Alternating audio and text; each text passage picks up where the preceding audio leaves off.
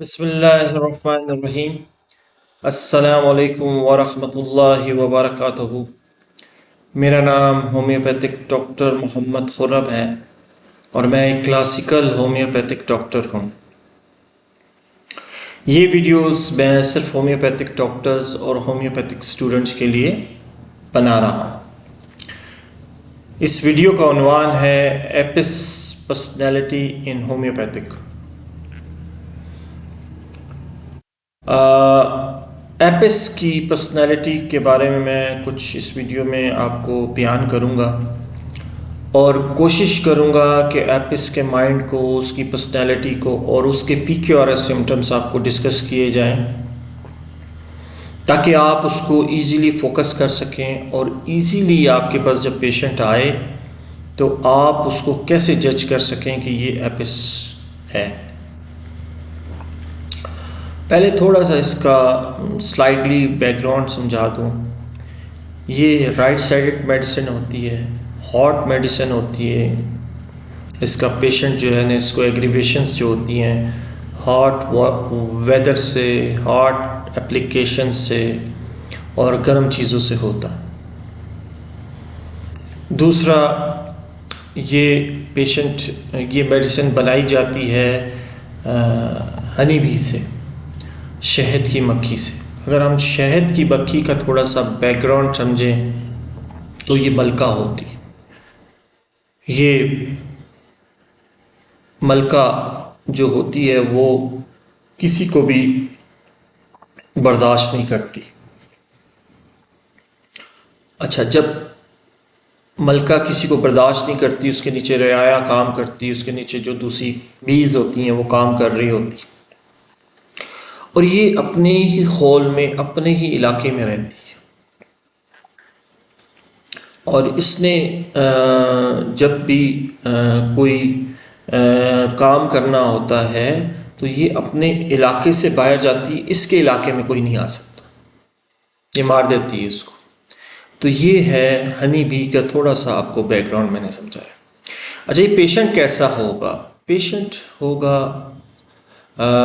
Busy, हर time कुछ ना कुछ करता होगा।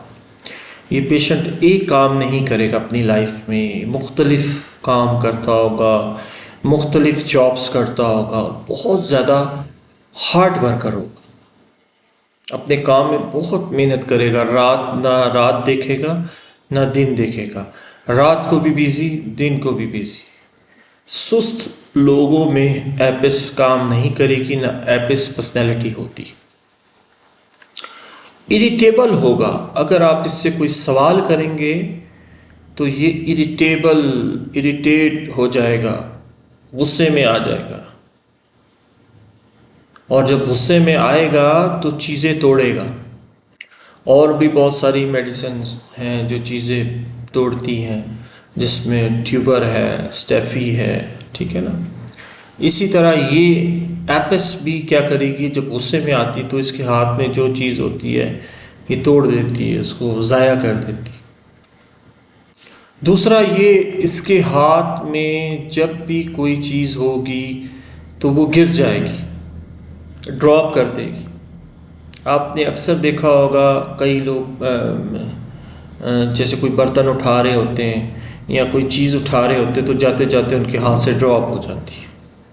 ये नक्स उसमें नेट्रम्योर में भी ये होता है और इसी तरह एपिस में भी ये होता है कि वो चीज़ें ड्रॉप कर देता है, उठाते उठाते चीज़ें गिर जाती हैं और वो टूट जाती।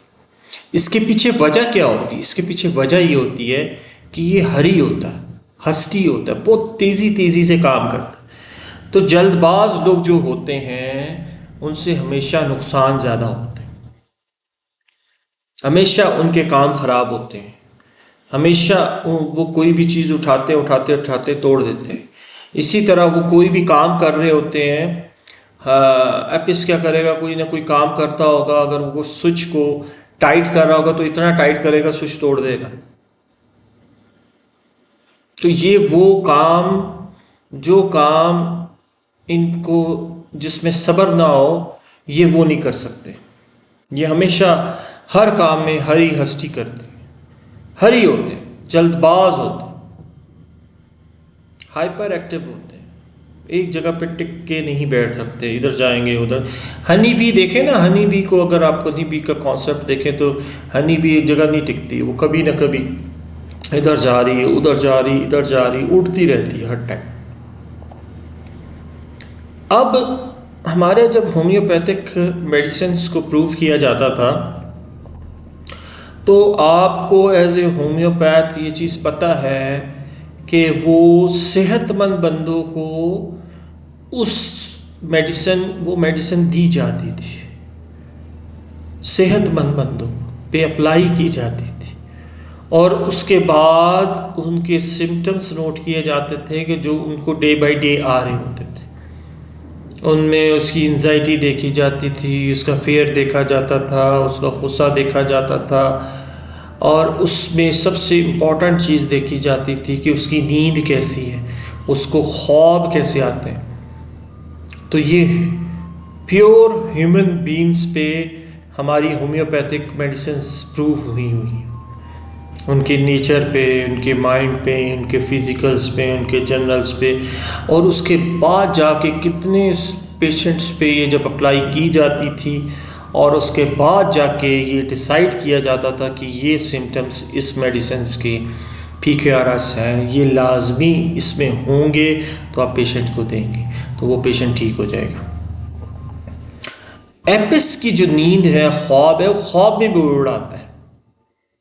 जब हमने पेशेंट को उस पर एपिस अप्लाई की तो उसके ख्वाब चेंज हो गए। ख्वाब में वो एपिस बता रहा है, वो पेशेंट बता रहा है कि जी मुझे अक्सर ख्वाब में ऐसे महसूस हो रहा होता कि मैं उड़ रहा, हवा में मेरे पर है और बाकायदा मैं परों के साथ उड़ रहा हूँ, और मैं एक फूल पे जा रहा हूँ और मैं दूसरे फूल पे जा रहा हूँ। ये पूरा उसका माइंड चेंज हो जाता है जब वो मेडिसिन आप उस पर अप्लाई करते हैं। तो ये PQRS सिम्टम याद रखें कि एपिस की जो ड्रीम है, उस ड्रीम में वो कहेगा कि डॉक्टर साहब मैं अक्सर अपने आप को ख्वाब में उड़ता हुआ महसूस करता हूँ। अगर वो ये भी कह सकता है कि डॉक्टर साहब मैं ख्वाब में उड़ता हुआ महसूस करता हूँ, खुला बाग है, बाग में फूल लगे हुए हैं और मैं एक फूल पे जाता हूँ, वहाँ से मैं उस फूल का रस लेता हूँ, फिर दूसरे से जाता हूँ, ये कह सकता है आपको एपिस। लेकिन अगर वो इतना ही कह दे कि मैं ख्वाब में उड़ता हूँ, मैं अक्सर मेरे पर लगे हुए हैं, मैं उड़ता हूँ, तो आप सोच सकते हैं कि ये एपिस पर्सनैलिटी हो सकती है। और इसको जो डर होता है वो फियर ऑफ बर्ड्स से होता है। अब फियर ऑफ बर्ड्स क्या मतलब, ये रूब्रिक है या एक टर्म है? आप कैसे कह सकते हैं कि जी एक बंदा है उसको फियर ऑफ बर्ड से डर लगता है, वो किसी और चीज़ों से नहीं डरता? तो हम फिर बैकग्राउंड में जाते हैं कि एपिस मेलिफिका जो मेडिसिन होती है और वो जो हनी बी होती है, उसको कौन खाता है, उसको कौन नुकसान देता है? शेर उसको नहीं खाएगा, उसको कोई और जानवर नहीं खाएगा, उसको उड़ने वाला ही जानवर आके दबोचेगा और वो उसको हड़प कर जाएगा। तो उसको फियर ऑफ बर्ड्स होता है। जो एपिस का पर्सनैलिटी से ताल्लुक़ रखने वाला इंसान होता है वो परिंदों से डरता है, परिंदों को हाथ में नहीं पकड़ सकता है। अगर उसके पास से कोई परिंदा गुजरे, जैसे कोई मुर्गी होती है, कोई कबूतर होता है, कोई चिड़िया होती है, उससे भी भागता है, उससे डरता है, उसको खौफ आता है, चाहे वो बड़ा हो चाहे बच्चा हो। तो ये मैंने आपको फियर ऑफ बर्ड का एक जो टर्म है उसकी मैंने आपको थोड़ी सी डिटेल समझाई है कि आपको ये समझ आनी चाहिए कि जो हनी है वो क्यों डरती है बर्ड से। उसकी वजह ये होती है कि बर्ड उसको खा जाते हैं, नुकसान देते हैं। और इसी तरह इसको होता है फियर ऑफ टच। अगर कोई इसको टच कर ले, अक्सर आपने लोगों को देखा होगा, कोई अगर जाके उसको कुछ हल्का सा हाथ भी लगाए तो बहुत ज़्यादा इरिटेट होता है, गुस्से में आता है। तो ये इसको बहुत ज़्यादा इस पर फेयर भी होता है और गुस्सा भी आता है कि कोई उसको टच ना कर ले। अब अगर हम इसके फिजिकल्स में जाते हैं तो जहाँ उसको स्वेलिंग होती है, एडिमा होता है, तो वो कहता है इधर हाथ ना लगाओ, मुझे बहुत शदीद तकलीफ़ होती। तो फेयर ऑफ टच माइंड भी है और फेयर ऑफ टच फिजिकल भी। एक बहुत बड़े इस रूब्रिक्स इस टर्म से आगे मैंने साथ साथ मैं इसको अटैच कर रहा हूँ कि एक बहुत बड़े डॉक्टर ने एक बात कही थी होम्योपैथिक में, उस दुनिया में नहीं रहा, मुझे उसका नाम बताने की, जर्मनी का डॉक्टर था। उसने कहा था कि अगर एपस में आप जाएं, एपस पेशेंट आपके पास आए और वो उसको किसी जगह पे एडिमा हो, तो आप उसको ऐसे उंगली लगा के ज़रा सा प्रेस करें। ऐसे जब उसको प्रेस करें और उसको एक शदीद दर्द होगी और वो उसकी एकदम से दर्द की वजह से आवाज़ निकल जाएगी कि क्या, एकदम से बोलेगा डॉक्टर छोड़ दें। जैसे आप उसको छोड़ेंगे तो उस एरिए में रेडनेस आ जाएगी।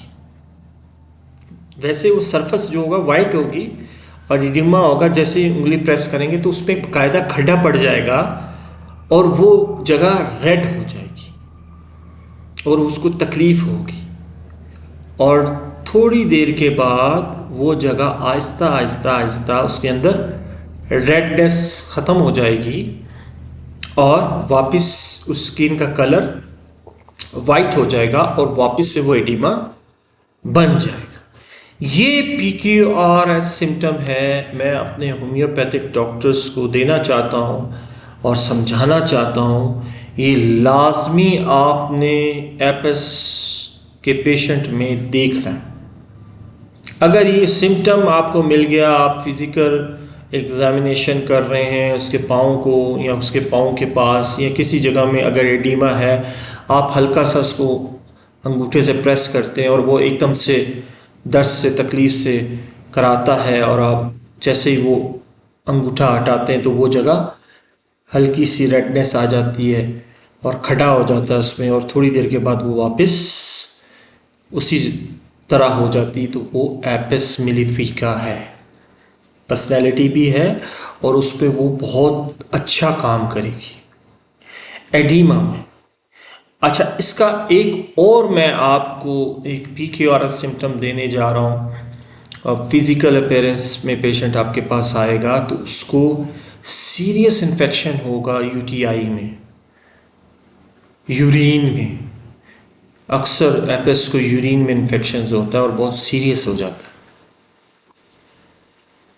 और उसके साथ अब आपके पास बहुत सारे पेशेंट्स आएंगे जिनको यूरिन में, आप जब उनके फिज़िकल सिम्टम्स लेंगे, कई लोग तो रिपोर्ट्स भी दिखा रहे होंगे, अगर वो कहेंगे कि डॉक्टर साहब मुझे यूरिन में इन्फेक्शन हो जाता है अक्सर, तो उसमें बहुत सारी मेडिसिन आती हैं, बहुत सारी मेडिसिन आती है। लेकिन अगर वो ये कहता है कि डॉक्टर साहब मुझे जब यूरिन में बहुत ज़्यादा इन्फेक्शन हो जाता है, इन्फ्लोमेशन हो जाती है, मेरा अक्सर यूरिन रुक रुक के आता है और बड़े बुखार भी हो जाता है, तो उसमें वो कहेगा कि मुझे इसके साथ एडीमा डेवलप हो जाता है।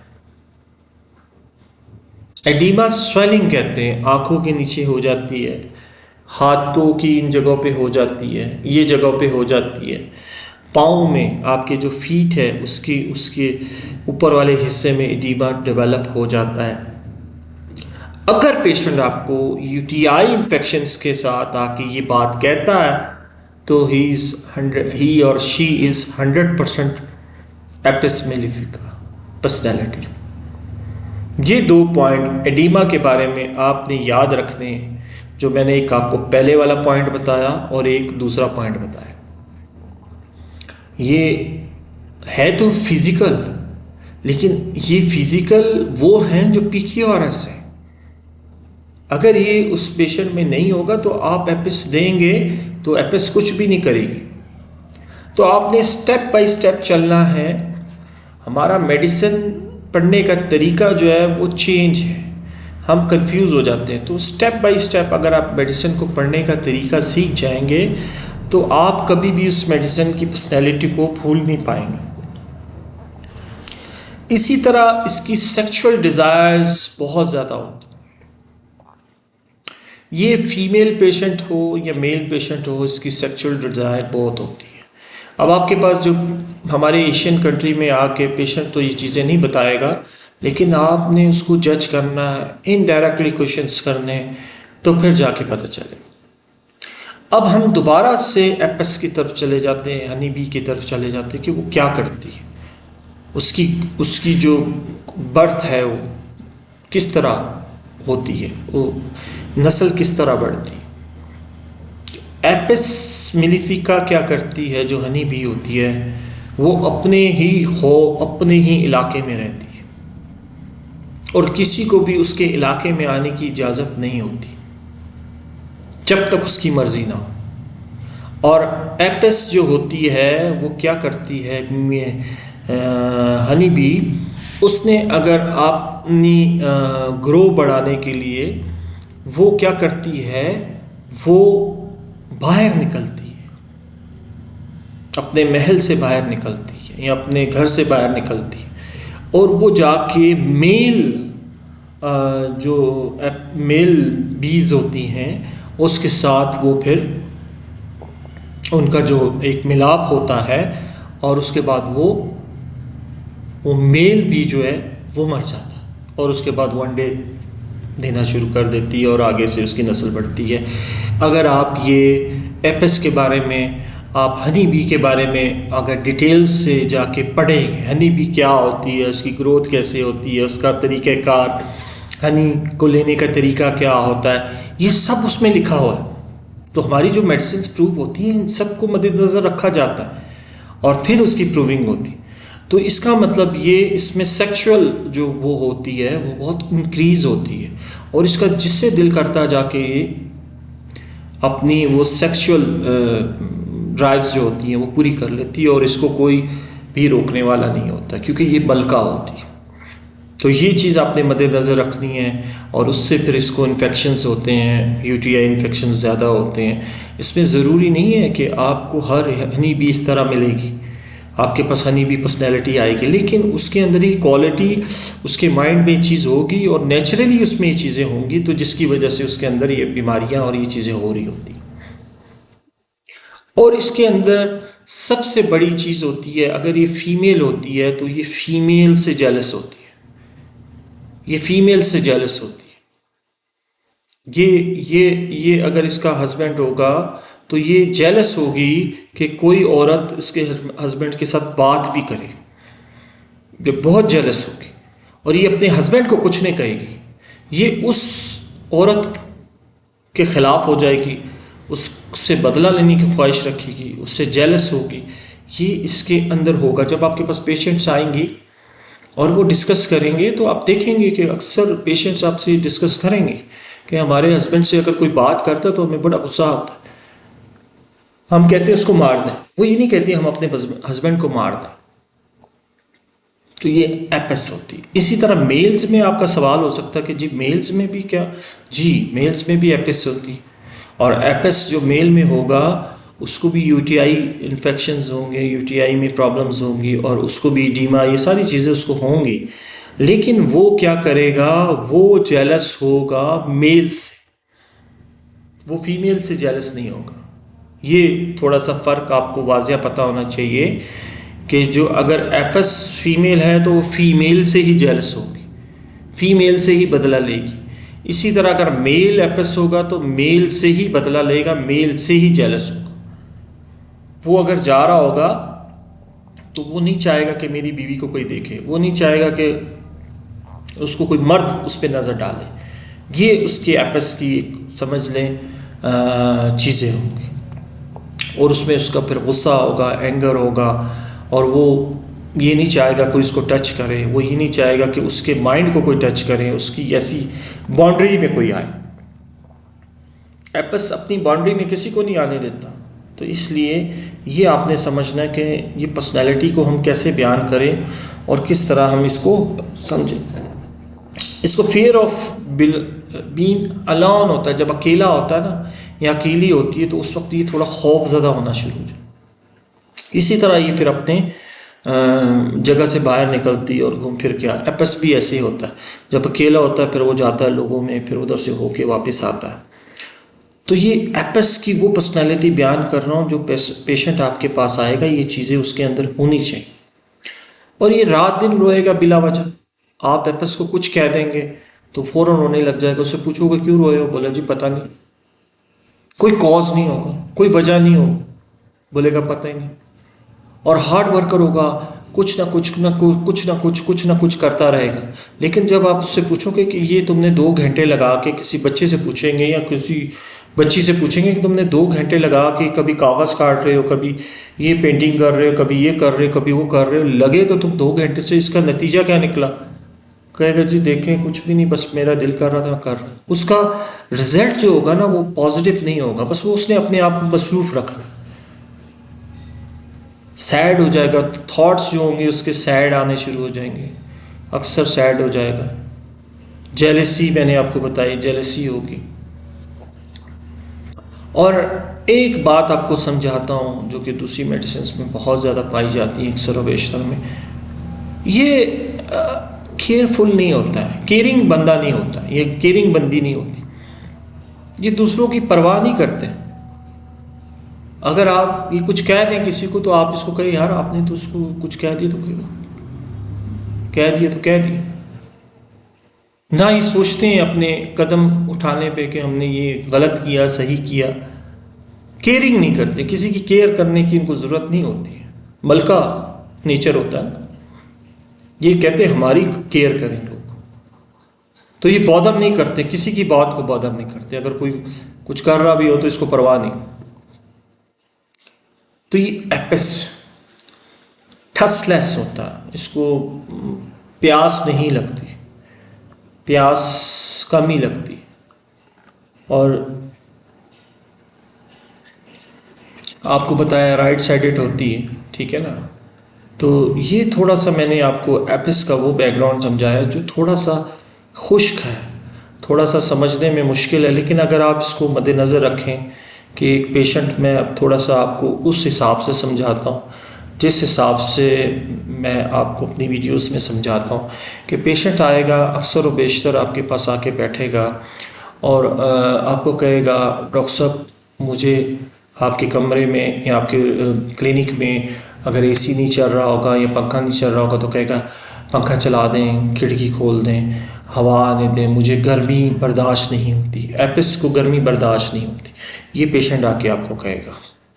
सर्दी से वो उसकी जान जाती है, सर्दी उसको अच्छी लगती सॉरी, लेकिन गर्मी उसको बर्दाश्त नहीं होती। इसी तरह आप देखें ना, जिसको गर्मी बर्दाश्त नहीं होती वो तो आप देखेंगे आप इधर ही से इसके PQRS सिम्टम पकड़ सकते हैं या उसकी एसेंस को पकड़ सकते हैं, या आप उस केस में एंट्री कर सकते हैं, या उसके जीनियस पकड़ सकते हैं कि ये आया एपिस है नहीं। या आप सिर्फ उससे ये पूछेंगे कि आपको प्यास लगती है या नहीं लगती। अगर वो कहेगा डॉक्टर साहब मुझे प्यास नहीं लगती, मुझे सारा दिन भी पानी ना दे तो मुझे प्यास नहीं लगती, लेकिन मुझे गर्मी बहुत लगती। अब ये वो सिम्टम है जो कॉमन नहीं है, जो अनकॉमन। लोगों को तो जिनको गर्मियों में या जिनको गर्मी लगती हो तो कहते पानी दे दो, ठंडा पानी दे दो, ये तो पानी नहीं पीती। तो ये अनकॉमन सिम्टम है। इतनी से आप क्लिक कर लेना चाहिए आपको कि ये एपिस हो सकती। फिर जब आप उससे पूछेंगे कि आपकी बीमारियां और आपके मसले मसाइल किस तरफ है, अगर आपको ये सिम्टम मिल जाता है, मैं आपको मेडिसिन पढ़ने का तरीका समझा रहा हूँ और पर्सनैलिटी समझने का तरीका समझा रहा हूँ, ये मिस नहीं करना। वो कहेगा डॉक्टर साहब मेरा अक्सर राइट साइडेड जो है ना वीक है और मुझे राइट साइडेड प्रॉब्लम ज़्यादा रहती है, तो फिर आपको क्लिक कर जाना चाहिए कि भाई एपिस तो ठसलस भी होता है, हार्ट पेशेंट होता है, हार्ट फेदर से उसको प्रॉब्लम आ जाती है और राइट साइडेड होता है। ये तो वो फिज़िकल है जो आपने मिस नहीं करते। अगर ये उसमें नहीं है तो फिर आपने सोचना नहीं, किसी और मेडिसिन के बारे में आपने सोचना है। फिर इसी तरह एपिस को जो ज़्यादातर ये जो काम करती है ये UTI सिस्टम पे, यूरिन सिस्टम पे, किडनी पे, ये इस पे काम करती है। तो आपके पास ज़्यादा एपिस के जो पेशेंट्स आएंगे वो ज़्यादातर एडिमा वाले होंगे, इन्फ्लोमेशन वाले होंगे, जो स्वेलिंग वाले होंगे, या UTI कंप्लेंट्स जिनको होगी, बार बार UTI हो जाता है, वो पेशेंट्स आएंगे। तो ये इससे भी आप चले जाते हैं। और वो एक जगह टिकेगा नहीं, वो एक कुर्सी पे बैठ नहीं सकेगा, बेचैन होगा, कभी इधर कभी उधर, कभी उठ के उधर जाएगा, कभी इधर आएगा। ये आप उसको ऑब्जर्व कर रहे होंगे, कुछ ना कुछ कर रहा होगा, हाथों से खेल रहा होगा। थोड़ी देर में अगर आप अपनी बात में मसरूफ़ हो जाएंगे किसी काम में, तो वो मोबाइल में मसरूफ़ हो जाएगा, जैसे कि आजकल हर कोई मोबाइल में लगा रहता है।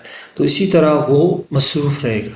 फिर जब आप उसका बैकग्राउंड उससे पूछेंगे आप क्या काम करते हैं, अगर वो हाउस वाइफ है तो आप उनसे पूछेंगे तो कहेंगे जी मैं डॉक्टर साहब कभी क्या करने लग जाती हूँ, कभी घर की ये काम करने लग जाती हूँ, कभी वो करने लग जाती, थोड़ी देर बाद मैं ये करने लग जाती हूँ।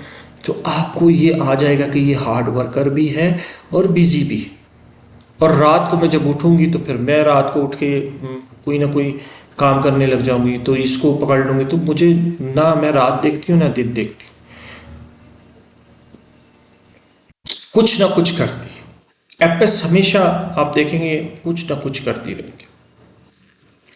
फिर आप इससे पूछेंगे कि अगर आपकी किसी से बात हो तो आपसे कोई सवाल, कहती मुझसे सवाल कोई नहीं कर सकता। अगर मुझसे कोई सवाल करेगा, मेरे घर में कोई बंदा या बंदी मुझसे सवाल, मुझे गुस्सा आता है, इरिटेशन होती है, इसने मुझसे कैसे सवाल कर लिए, ये उसका नेचर होगा। एपिस मलका होती तो ये अपने आप को मलका तस्वुर कर रही होती, और एपिस मेल अपने आप को बादशाह तस्वुर कर रहा होता, और उसके अंदर ईको होता है, गरूर होता है कि मैं मलका हूँ, मैं कुछ भी कर सकता हूँ। ये सही गलत के इसमें कॉन्सेप्ट नहीं होता। ये नहीं देखता या देखती कि मैं सही कर रहा हूँ गलत कर रहा हूँ, इसको इसका एहसास नहीं होता। एपिस को एहसास नहीं होता कि मैं सही कर रहा हूँ गलत कर रहा हूँ। ये भी बात याद रखें कि उसको इस चीज़ का एहसास नहीं होता। और इसी तरह जब इसको गुस्सा आता तो इसके हाथ में जो कीमती चीज़ें होती तोड़ देती, बाद में इसको बॉदर भी नहीं करती है कि मैंने तोड़ा है नहीं तोड़ा है, एहसास नहीं होता कि मैंने क्यों तोड़ा है। कहता मैंने तोड़ा है, मुझे गुस्सा आया था मैं तोड़ा, मैं और तोड़ूंगा या और तोड़ूंगी। इसी तरह अगर कोई बच्ची होगी या कोई ऐसा बंदा होगा, कोई सामान या कोई चीज़ उठा रहा होगा, तो वो उठाते उठाते उसके हाथ से ड्रॉप हो जाएगी, गिर जाएगी, और वो कहेगा कि मुझे समझ ही नहीं आती। और उसका मैंने आपको समझाया कि हर ही हस्ती होता है, जल्दबाज होता है, हर काम में जल्दी दिखाता है, खाने में जल्दी दिखाएगा, पढ़ने में जल्दी दिखाएगा, लिखने में जल्दी दिखाएगा, लिखने में इतना जल्दी दिखाएगा कि इवन वो पेन लिख रहा होगा तो पेंसिल के नोक तोड़ देगा, ठीक है ना। पेंसिल लिखते लिखते उसको जोर से दबाएगा, गुस्से में जब आएगा तोड़ देगा, बच्चा। और कभी रोने लग जाएगा, आप उससे पूछेंगे कि आपको रोना आता है, कहेंगे जी मुझे डॉक्टर साहब बैठे बैठे रोना आ जाता है, और मुझे वजह ही नहीं पता चल रही होती, मेरे आंसू टप टप बह रहे होते हैं, और मुझे कोई कहता है क्यों रो रहे हो, ये बात तो कोई इतनी ख़ास थी नहीं, बस मुझे रोना आ जाता है। और मुझे औरतों से नफ़रत है, नफ़रत भी कहेगी और ये भी कहेगी मैं औरतों से जेलस होती हूँ, ये मलका कहेगी, ठीक है। तो ये थोड़ा सा मैंने आपको एपिस के बारे में एक उसकी पिक्चर क्लियर की है। आई होप आपको इसकी समझ आ गई होगी। है तो थोड़ा सा खुश्क लेक्चर, लेकिन अगर आपने एपिस को समझना है, और अगर आप एपिस को समझ गए तो हनी बी को पहले समझें कि हनी बी क्या है, उसका नेचर कैसा होता है, वो क्या करती है। देखिए आपने होम्योपैथिक कोई भी मेडिसिन अगर समझनी है तो पहले उसकी फाउंडेशन को समझें, उस मेडिसिन की फाउंडेशन को समझें जिससे वो मेडिसिन बनाई जा रही है। अगर वो किसी एनिमल किंगडम से बनाई जा रही है, जैसे ये एपिस जो है एनिमल किंगडम से ताल्लुक़ रख रही है, तो पहले आपने उस एनिमल को पढ़ना है, समझना है, फिर जाके आप उसके माइंड को, उसकी पर्सनैलिटी को समझने की कोशिश कर सकेंगे जो पेशेंट आपके पास आएगा। अब वो पेशेंट जब आएगा आप उसको हनी बी तो नहीं समझेंगे, हनी बी की सोच तो आपको नहीं पता चलेगी, लेकिन वो जिस तरह ज़िंदगी गुजारते हैं आपने अगर उसके बारे में पढ़ा होगा तो आप बहुत डीप जाके उसकी पर्सनैलिटी को समझ सकेंगे। और फिज़िकल सिम्टम्स बहुत हैं, हज़ारों हैं, जर्नल्स हज़ारों हैं। आप ऐसे उठा के हर एक को स्वेलिंग पे, रेडनेस पे एपिस दे रहे होते, ऐसे नहीं, उसकी पर्सनैलिटी समझें। अब अगर आप चाहते हैं कि 20, 25, 30 मिनट की जो वीडियो है इसमें अगर आप चाहते हैं कि एपिस मेलिफिका आपको कभी ज़िंदगी में ना भूले वो पर्सनैलिटी, तो उस पर थोड़ी मेहनत करें, इसको सुने। इसी तरह आप जाएं, सर्च करें कि हनी बी क्या करती है, वो किस तरह अपनी फ़ौज को चलाती है, किस तरह हनी बनता है। ठीक है। और आपको एक और चीज़ बताऊं कि आपने देखा होगा कहीं किसी जगह पे पुराने दौर में किसी को कोई कीड़ा काट लेता था या हनी भी काट लेती थी, तो शहद लगाया जाता, तो उससे उसको सुकून मिलता था। तो कितनी बड़ी आपको मैं वो हिंट्स दे रहा हूँ कि आप पर्सनैलिटीज़ को इस तरह समझें। तो ये हनी भी आपको इस तरह समझ आ जाएगी। और जैसे ही आपको हनी भी समझ आएगी तो आपके पास जब पेशेंट आएगा, वो बातें, वो PQRS सिम्टम्स दे रहा होगा जो हनी बी में होता है, उसके नेचर में होता है। हमने तो इंसान को समझना है ना, जो आपके पास पेशेंट आया आपने उसको समझना और उसको समझ के उसका इलाज करना। तो उसको समझने के लिए आपको वो होम्योपैथिक मेडिसिन का तो पता होना चाहिए, उसके बारे में तो उसकी पूरी डिटेल नॉलेज होना चाहिए। अगर वो डिटेल नॉलेज आपके पास होगा तो आप उस पेशेंट में उस चीज़ों को देखेंगे, और अगर वो मिल जाएंगी तो आप उसका इलाज करें, तो अल्हम्दुलिल्लाह मेडिसिन जो मिनट्स में रिजल्ट्स देंगे। ठीक है। चलें जी, दुआ करें अल्लाह ताला हम सब के दोनों जहान बना के रखे, दोनों जहानों में जो बेहतर है वो नसीब करे, जो नहीं है हमसे दूर कर दे, हमें सही मायने में इल्म हासिल करने की तौफीक दे और सही मायने में इल्म देने की तौफीक दे। अल्लाह हाफिज़।